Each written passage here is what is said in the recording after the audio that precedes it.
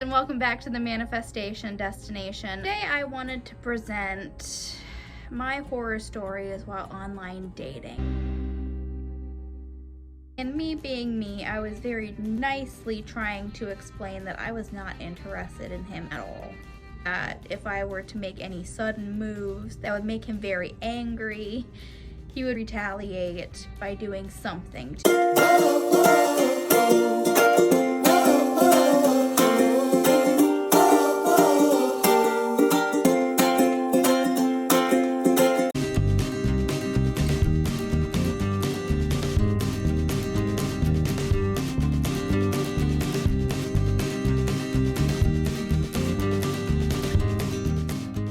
The second horrible experience that I had was with the clueless puppy dog / clueless liar.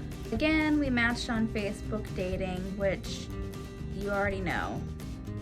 When we matched, we started messaging using the dating app feature on Facebook, and honestly, the interaction was okay. Within a short period of time of us talking, we basically switched to Snapchat. So we exchanged our pictures just to kind of prove to each other who we were and that we were real. And at first, his energy was honestly pretty lovely. He was very energetic, he was very engaging and engaged in our conversation. He would ask some really interesting questions that most matches up to that point hadn't. And honestly, he was just kind of a fun guy to talk to at first. And of course, within an hour of us talking, things got a little weird. So within that hour period, he did ask me on a date. Granted, it was during the COVID time, so I wasn't really excited about putting myself out there, but I was open to seeing what he was like. I did accept the date for what it was, and at first we scheduled for a week out just to see, but honestly I wasn't completely sold on him. At the time I didn't know why, but my gut was definitely giving me a warning. So that first night that we talked, when I had told him that I was going to go to bed for the night, he sent me a Snapchat with his Bitmoji sending a goodnight kiss to my Bitmoji, which was somewhat charming, but it almost kind of put me off for the fact of how soon it was. I had barely known the guy for an hour, and his Bitmoji was already swapping spit with my Bitmoji. Ew. At the end of that first interaction with him, I honestly thought he was a sweet guy. I didn't exactly know his intentions, but I was willing to give him a chance because he was fun and he was engaging. Overall, he was just really fun and really friendly. I was willing to give him a chance at first, and I was very flattered in his eagerness to want to interact with me and to engage with me. And because of all of his energy, I would describe him as 100% a golden retriever, hence the name Puppy Dog. But like I said, there was just something in the back of my mind that wasn't quite adding up. I hadn't got any red flags other than the Bitmoji kiss, and that wasn't really a crime. Little did I know what an issue I would have later. So the next morning, the interactions continued. He had messaged me first, which was always a bonus in my mind if he'd reached out to me first in the morning, and he did. But for whatever reason, my gut feeling that morning was a little bit stronger, and I had basically pushed him off until the end of work. So I had stopped the conversation prior to me entering work, and then I had told him that I would pick up the conversation after I got off of work and we can go from there. While I was working, I had the opportunity to kind of Facebook stalk him. Something I'm not too proud of, but yet again, it worked in my favor. So I was able to find his profile, and I was absolutely floored by what I discovered. So at first, I was just going through his Facebook feed, and everything seemed normal, and he seemed like a decent guy. Like every Facebook stalking endeavor, I naturally went through all of his pictures just to see what exactly this guy was about. And the pictures, unfortunately, did not disappoint me, or rather they did. As I was looking through his pictures, which there were lots of selfies of him, I had discovered that there were 2 little children in a good amount of his pictures, which at first I was willing to shrug off as possibly nieces or nephews or cousins or something like that, because the kids were very small and very young. But then I kept seeing pictures of them, and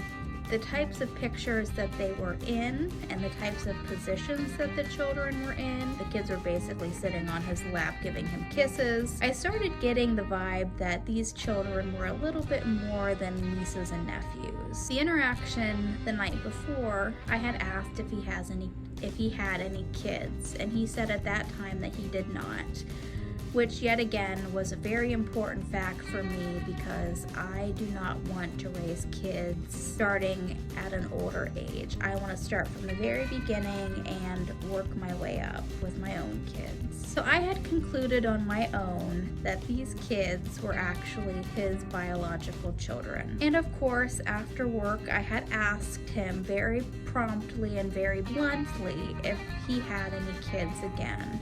And I explained to him that I had found his Facebook profile and that I had seen these kids in the pictures, and that I was very interested in knowing who these kids were. The first question that he asks me is, "What you think?" And that was one of his go-to lines throughout the entire interaction, was, "What you think?" And the next thing that he proceeded to tell me was that the kids were actually his nieces and nephews and not his kids. I didn't buy his story at all. Granted, he could have been telling the 100% truth, but knowing what I knew at the time and seeing the pictures and not getting good vibes from this guy anyway, I decided to end it.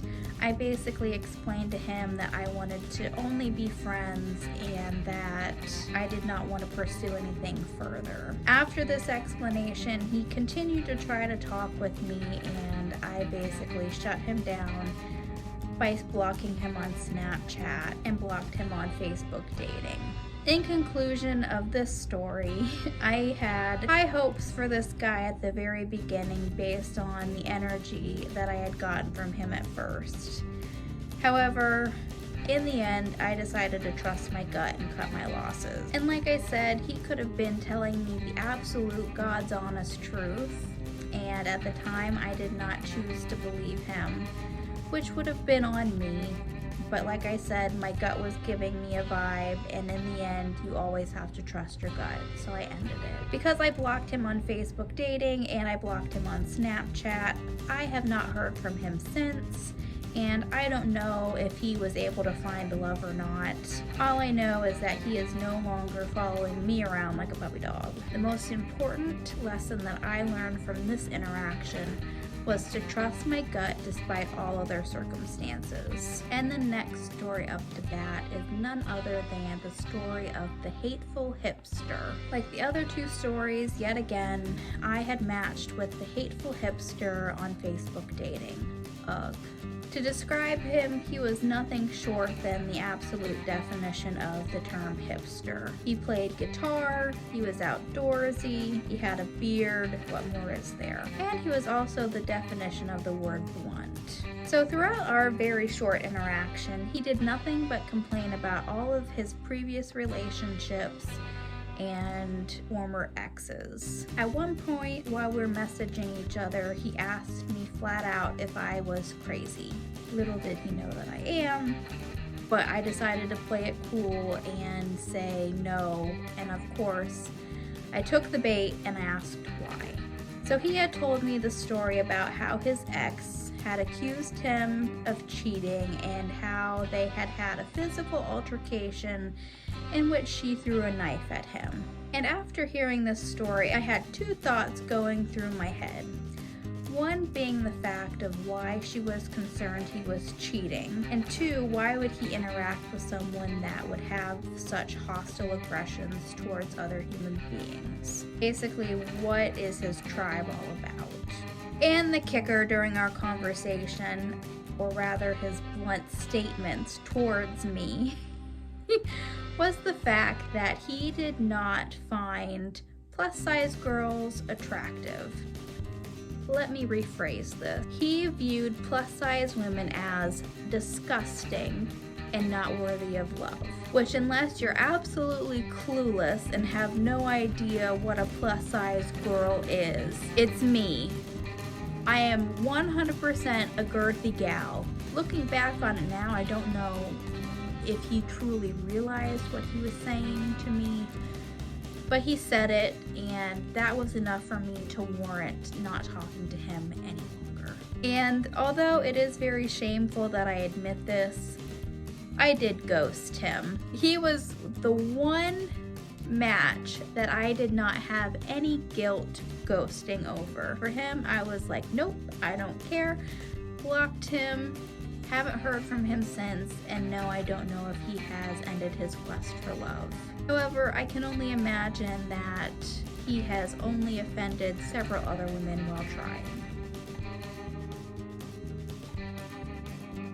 And now is when the stories start getting really juicy, really fast.